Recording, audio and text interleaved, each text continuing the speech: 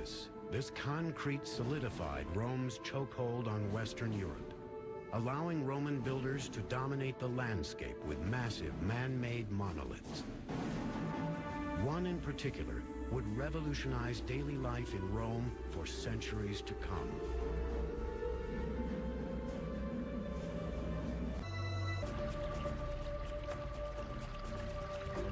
By the 1st century AD, Rome had emerged as Europe's sole superpower.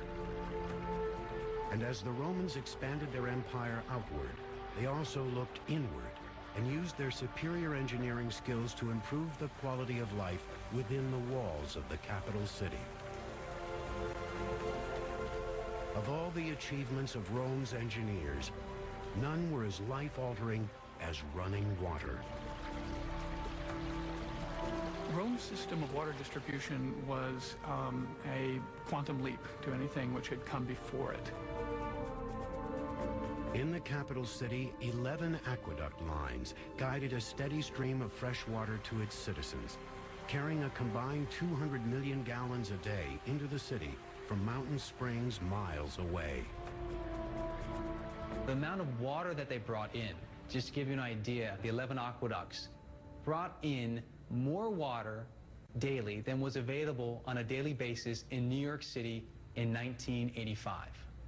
So much water was available in the city of Rome, and this sustained an enormous population.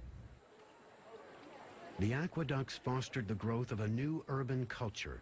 With a constant stream of water, up to 1 million people were able to live cleanly and comfortably in the capital city.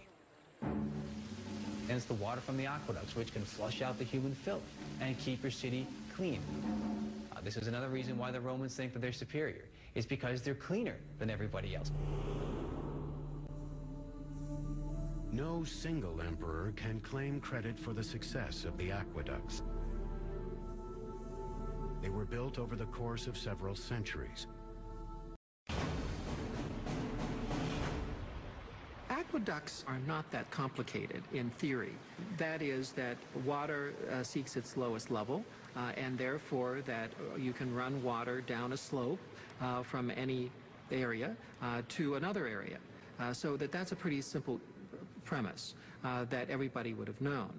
But that the practice of creating an aqueduct is another thing. The Romans engineered their aqueducts to approach the city on a gradual declining angle, or gradient. That gradient was just several inches every 100 feet. The slope of the aqueduct had to be calculated from great distances, 20, 30, sometimes even 40 miles, from the source in the mountains to the cities themselves.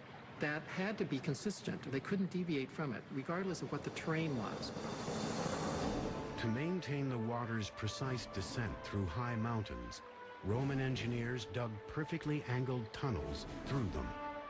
When the pipelines reached low valleys, they were elevated on stone walls.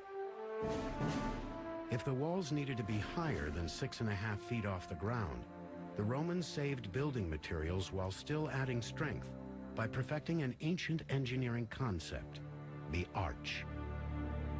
The arch revolutionized architecture in the ancient world by permitting far greater spans than had been allowable before. They basically changed the spatial conception totally of Roman architecture. Arches were built around a temporary wooden framework that held each stone in place until the keystone was laid in the center. The keystone evenly distributed weight down each side of the arch, allowing builders to stack additional stones above it. Arches are improvement upon building just a straight wall in a variety of means, both in terms of their efficiency and in terms of their strength. The arch, of course, takes much less material to build.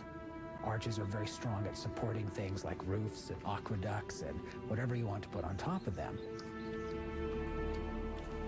A 6-mile column of arches carried the Aqua Claudia across the valleys on its way to Rome. The aqueducts would have had a covered roof, but of course if you could take the roof off, you could see the water like an open river coming down towards the city. After reaching the city, each aqueduct emptied into 3 holding tanks. one for the public drinking fountains, a second for the public baths, and a third reserved for the emperor and other wealthy Romans who paid for their own running water, a concept that was well ahead of its time.